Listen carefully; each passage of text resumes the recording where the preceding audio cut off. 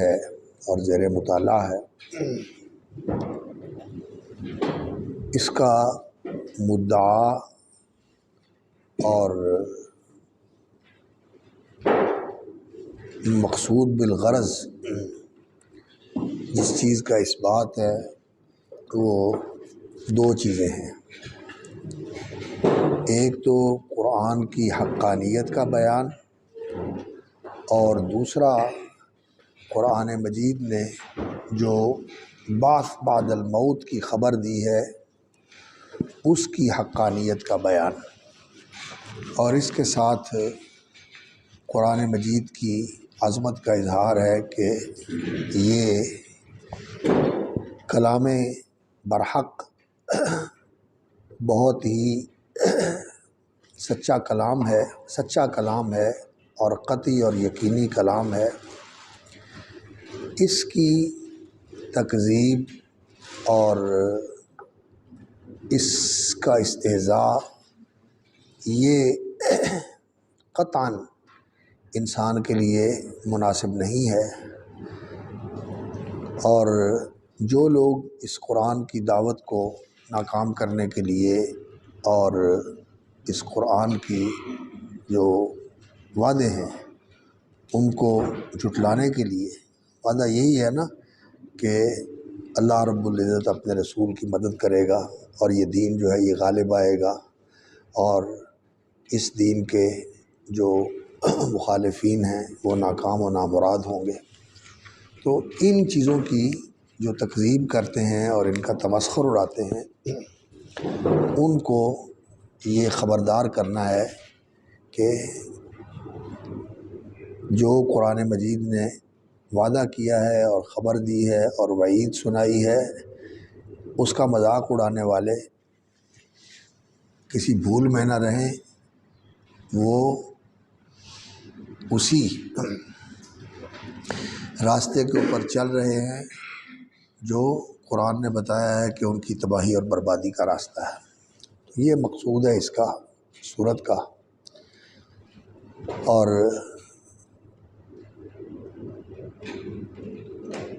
ایک تو قسم اوپر جو اللہ رب العزت نے ذکر فرمائی تھی وہ آسمان اور آسمان کے ستاروں کی قسم تھی۔ یہ اللہ رب العزت کی قوت قاہرہ اور قدرت کاملہ کی پر دلالت کرنے والی چیز ہے۔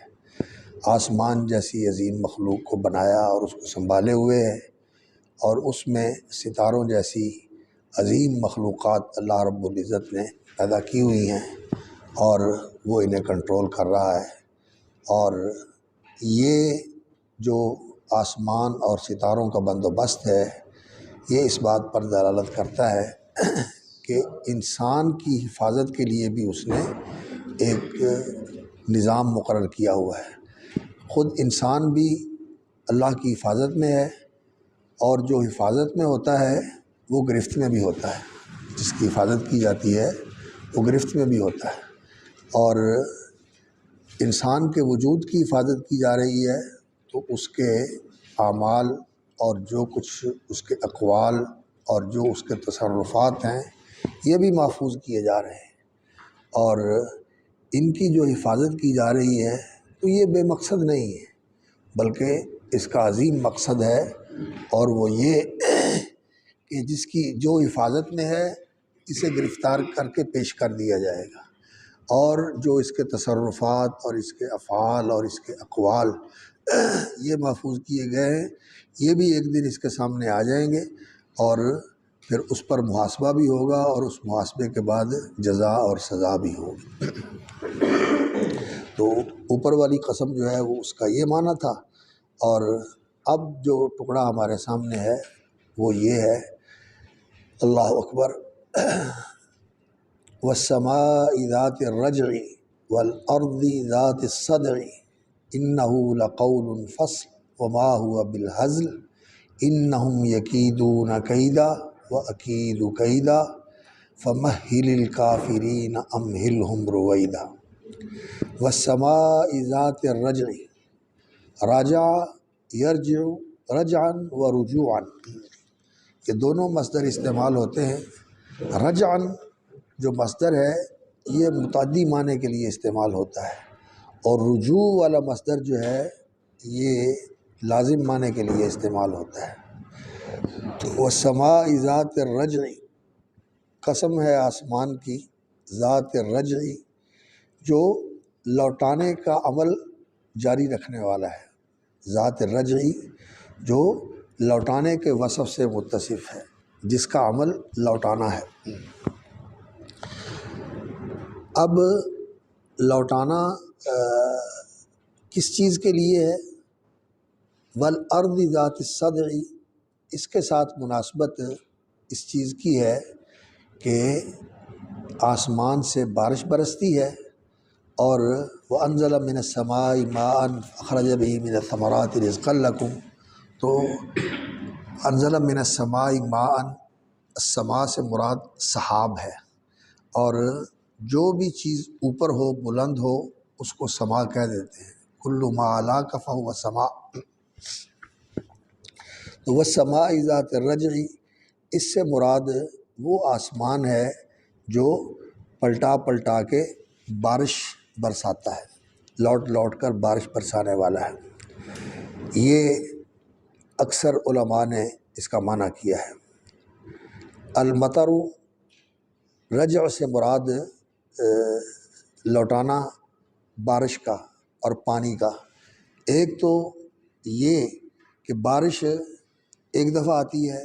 پھر پلٹ کے آتی ہے، پھر پلٹ کے آتی ہے، پھر پلٹ کے آتی ہے، تو وہ اس بارش کو لوٹاتے رہتے ہیں، یعنی یہ ختم نہیں ہوتی، بار بار لوٹتی رہتی ہے، لوٹتے رہتی ہے بارش۔ اور دوسرا اس کا معنی یہ ہے کہ وہ بارش کو لوٹانے والی ہے کہ آسمان پر جو پانی کا ذخیرہ بادلوں کی شکل میں جمع ہوتا ہے، یہ زمین سے ہی بھاپ بن کے اوپر جاتا ہے اور پھر پلٹ کے واپس آ جاتا ہے۔ تو یہ ایک سائیکل بنا ہوا ہے، ایک اس طرح کی چین بنی ہوئی ہے کہ زمین سے پانی بھاپ بن کر اوپر جاتا ہے اور پھر بارش بن کر وہ نیچے آ جاتا ہے۔ تو یہ لوٹتا رہتا ہے، اوپر سے آتا ہے پھر واپس آتا ہے، اوپر جاتا ہے پھر واپس آتا ہے۔ تو اس کے اندر رجوع کا معنی پایا جاتا ہے۔ والارض ذات الصدع، اور اس بارش کے ساتھ اس زمین کے اندر یہ عمل ہوتا ہے کہ زمین کے اندر شگاف پڑ جاتے ہیں، اس کے اندر درزیں اور دراڑیں پیدا ہو جاتی ہیں، اور زمین جو ہے اس کھل جاتی ہے، اور اس کے کھلنے سے پھر کیا ہوتا ہے کہ اس کے اندر سے درخت اور پودے اور تنکے وغیرہ جو ہے وہ باہر نکل آتے ہیں۔ تو یہ بارش کا عمل، پلٹ پلٹ کے آنا، اور بادلوں کا یہ عمل کہ پانی کو دوبارہ لوٹا دینا، پھر اس کو دوبارہ لوٹا دینا، یہ اس بات پر دلالت کرتا ہے کہ اس زندگی کو بھی دوبارہ لوٹایا جائے گا۔ یہ زندگی ہمارے سامنے ختم ہوتی ہے، ختم ہونے کے بعد پھر یہ دوبارہ زندگی وجود میں لائی جائے گی، اور انسان کو دوبارہ اثر نو زندہ کیا جائے گا، اور زمین پھٹتی ہے اور نباتات اور درخت پودے وغیرہ پیدا ہوتے ہیں۔ اسی طرح یہ زمین جو ہے یہ پھٹے گی، اور اس میں سے انسان جو ہیں وہ نمودار ہوں گے۔ تو یہ انسان کے بعث بعد الموت کے اوپر دلالت کرنے والی چیز ہے۔ والارض ذات الصدع انہ لقول فصل، اور یہ قرآن مجید نے ثم انکم بعد ذلک لمیتون ثم انکم یوم القیامۃ تبعثون وَلَقَدْ خَلَقْنَا فَوْقَكُمْ سَبْعَ طَرَائِقَ وَمَا كُنَّا لِلْخَلْقِ غَافِلِينَ وَأَنزَلْنَا مِنَ السَّمَاءِ مَاءً بِقَدَرٍ، سورۃ المؤمنون کی آیات ہیں، جس میں انسان کی تخلیق کا بیان کیا ہے اور اس کے بعد پھر اس کا ذکر کیا ہے۔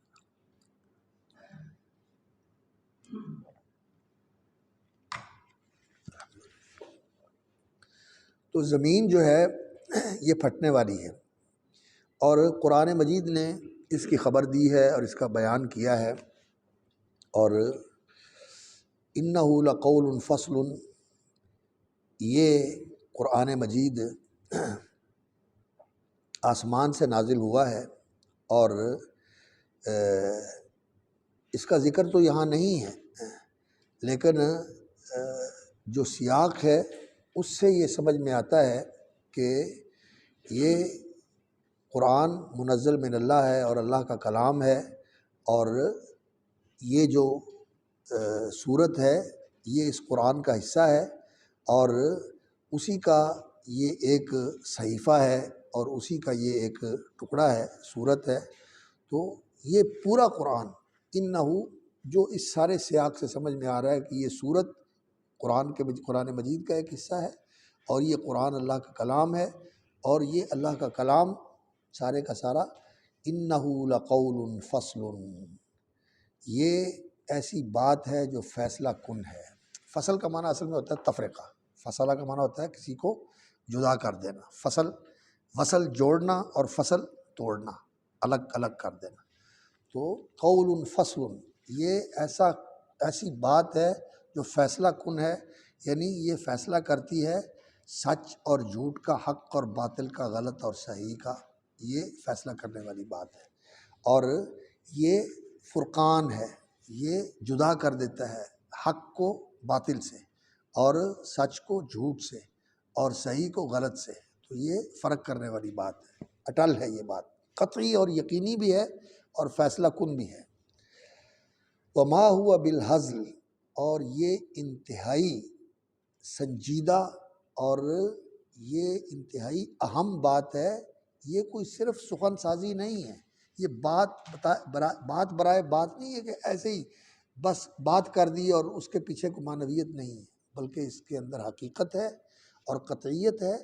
اور یہ سراسر حق، اور یہ اٹل ہے، ٹلنے والی نہیں ہے، یہ ہونے والی ہے، وقوع پذیر ہونے والی ہے۔ جو کچھ اس میں وعدے ہیں، جو کچھ اس میں وعیدیں ہیں، ساری پورے ہونے والی ہیں۔ یہ صرف لوگوں کو باتوں کے ساتھ خوش کرنے والی یا باتوں کے ساتھ ڈرانے والی بات نہیں ہے، بلکہ یہ حقائق ہیں جو یقیناً وقوع پذیر ہونے والے ہیں۔ وما ہوا بالہزل، ہزل جو ہے اس کے مقابلے میں جد کا لفظ استعمال ہوتا ہے۔ جد کس کو کہتے ہیں؟ ثلاثن جدہن جد و ہزلہن جد۔ تو جد کا معنی ہوتا ہے وہ چیز جو مقصود ہو اور واقعاتی ہو اور حقیقی ہو، حقیقت اور واقعہ کے مطابق ہو، اور وہ مقصود ہو، وہ صرف شغل کے لیے اور صرف وقت پاس کرنے کے لیے اور صرف وقتی طور پر لذت اور خوشی کا سامان کرنے کے لیے نہیں ہے، بلکہ وہ حقیقت واقعہ ہے، اس کو جد کہا جاتا ہے۔ فَإِنَّهُ جِدٌّ وَحَقٌّ كُلُّهُ، یہ سب کا سب جو کچھ اس میں ذکر ہوا ہے وہ سب حق ہے، سچ ہے، اور وہ بالکل یقینی اور قطعی ہے۔ اِنَّهُمْ يَكِيدُونَ كَيْدًا وَأَكِيدُ كَيْدًا، بے شک وہ یکیدون کیدا، ایک بڑی چال چل رہے ہیں۔ قید کا معنی یہ ہوتا ہے کہ کوئی ایسی تدبیر کی جائے جو محسوس اور معلوم نہ ہو، لیکن وہ تدبیر جاری ہے، اور اس تدبیر کے نتیجے میں غیر محسوس طریقے سے انسان جو ہے کسی بہت ہی ایسی خطرناک چیز کے اندر گرفتار ہو جائے جس کا انسان کو اندازہ اور تصور بھی نہیں ہے، اس کو قید کہا جاتا ہے۔ کادہ یکیدو قیدن، اور اسی سے قیاد یہ لفظ استعمال ہوتا ہے۔ عدو قیاد، قائد، اس میں مبالغے کا صیغہ ہے قیاد،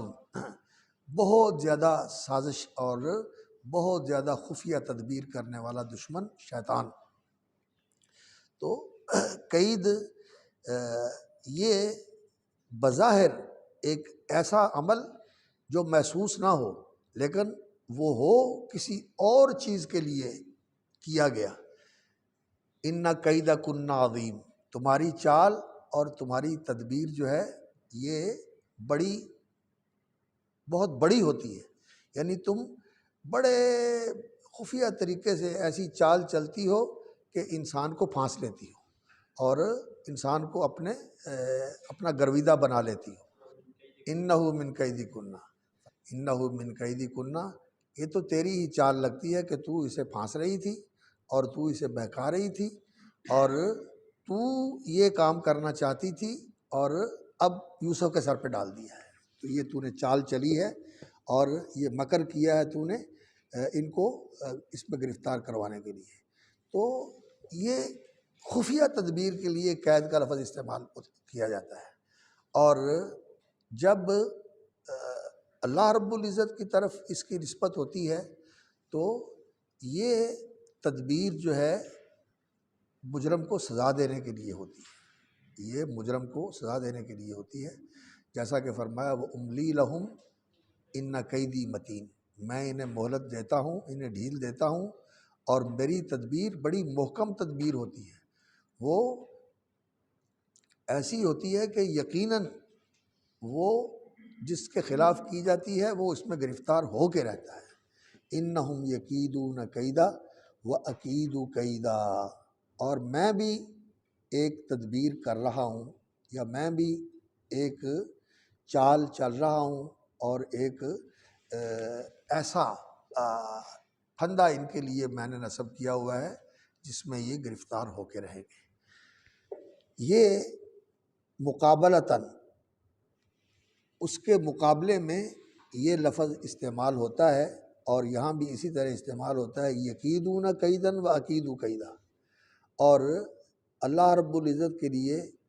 یہ فعل تو قرآن مجید میں بیان کیا گیا ہے کہ اکید کیدا، لیکن اللہ رب العزت کے لیے اس فعل سے وصف، اور پھر اس وصف کو اللہ رب العزت کے لیے ثابت کرنا، قائد یا قیاد یا اس طرح کا استعمال کرنا، یہ علماء کہتے ہیں کہ جائز نہیں ہے۔ فعل کے طور پر تو اللہ رب العزت کے لیے یہ ثابت ہے، اور ہوتا بھی یہ مقابلتاً ہے، لیکن اللہ رب العزت کے لیے اس کو اسم کے طور پر اور وصف کے طور پر ذکر نہیں کرنا چاہیے، فعل کے طور پر ذکر کیا گیا ہے، اسی پہ رہنا چاہیے۔ انہم یکیدون کیدن وَأَکِیدُ کیدا،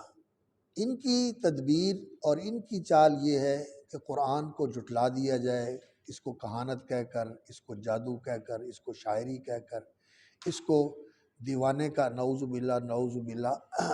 دیوانے کی بڑھ کہہ کر اس کو بے وقت کر دیا جائے، اور جو جس غلبے کی قرآن خبر دے رہا ہے، اور جس انجام سے قرآن ڈرا رہا ہے، اور جو وعدے دلا رہا ہے اور جو وعیدیں سنا رہا ہے، ان سب کو ایسی ہی کہا جائے کہ صرف باتیں ہیں، بس جو خوش کرنے کے لیے اور ایسے دھمکانے کے لیے کہی جا رہی ہیں، ان کی حقیقت کوئی نہیں ہے۔ یہ جو ان لوگوں کی چال اور تدبیر ہے، اس کے مقابلے میں اللہ رب العزت کی طرف سے بھی ایک تدبیر ہو رہی ہے، اور وہ ایسی تدبیر ہے کہ یہ اپنے انجام کی طرف بڑھ رہے ہیں، اور موت اور نامرادی کی موت ان کا انتظار کر رہی ہے، یا آج جو لوگ قرآن کے مخالف بنے ہوئے ہیں، کل یہ قرآن مجید پر ایمان لانے والے اور قرآن مجید کی حقانیت کو قبول کر کے اس کے مطابق بدل جانے والے ہیں۔ یہ اللہ رب العزت کی تدبیر ہے، یہ بھی کار فرما ہے اور روب عمل ہے، اور یہ بھی پوری ہو کر رہے گی۔ فَمَهِّلِ الْكَافِرِينَ أَمْهِلْهُمْ رُوَيْدًا، مہالہ اور امہالہ، یہ دونوں لفظ جو ہیں مہلت سے نکلے ہیں۔ مہلت کا معنی ہوتا ہے تھوڑا وقفہ دینا، مہل، تمہل، امہل، مہلت کا معنی ہوتا ہے کہ کوئی وقت انسان کو مل جائے جس میں وہ کچھ تھوڑا سا وقت جو ہے وہ اس چیز سے بچ سکے جو اس کی طرف بڑھ رہی ہے، جس کی طرف وہ پیش قدمی کر رہا ہے، اس کے آنے میں تھوڑا سا وقت ہو، اس کو مہلت کہا جاتا ہے۔ تو مہل الکافرین، آپ ان کافروں کو مہلت دیں، اور ان کی تباہ کاری اور ان کی بربادی کے لیے آپ جلدی نہ کریں کہ انہیں فوراً ہی ختم کر دیا جائے۔ امہلہم رویدا، انہیں تھوڑی سی مہلت دے دیں، اور آپ صبر کریں اور آپ انتظار کریں۔ انتظروا انا منتظرون، وقل للذین لا یؤمنون اعملوا علی مکانتکم انا عاملون وانتظروا انا منتظرون، تم بھی انتظار کرو اور ہم بھی انتظار کرنے والے ہیں۔ وانتظروا انا منتظرون، تم بھی انتظار کرو ہم بھی انتظار کرتے ہیں۔ تم ہمارے بارے میں اس بات کا انتظار کرتے ہو کہ یہ ناکام اور نامراد ہو جائیں گے، اور ہم اس چیز کا انتظار کرتے ہیں کہ ہم کامیاب اور بامراد اور یعنی خوش انجام ہوں گے، اور تم لوگ جو ہے وہ ہمارے سامنے یا تو تباہ و برباد ہو جاؤ گے یا پھر ہمارے تابع اور پیروکار ہو جاؤ گے۔ وانتظروا انا منتظرون وقل للذین لا یؤمنون اعملوا علی مکانتکم انا عاملون وانتظروا انا منتظرون۔ تو امہلہم رویدا، آپ انہیں تھوڑی سی مہلت دے دیں۔ اور یہ مہل اور امہل لفظ بدل کے لایا گیا ہے، یہ بیان کا تنوع جو ہے یہ عبارت کے اندر خوبصورتی پیدا کرنے کے لیے، اور رسول اکرم صلی اللہ علیہ وسلم کو تسکین اور صبر دلانے کے لیے۔ مہل امہل، بس تھوڑا سا ٹھہریں، تھوڑی سی مہلت دیں، تھوڑا انتظار کریں۔ رویدا، اور روید جو ہے یہ رود کی تصغیر ہے، اور اس کا معنی ہوتا ہے رویدن، تھوڑا تھوڑا، تھوڑا سا، بس زیادہ وقت نہیں، تھوڑے وقت میں ہی انشاءاللہ العزیز وہ سارے وعدے پورے ہوں گے اور ساری وعدیں بھی سامنے آ جائیں گے۔ بس یہ دو صورتیں ہیں، ان پر ہم گفتگو کریں گے،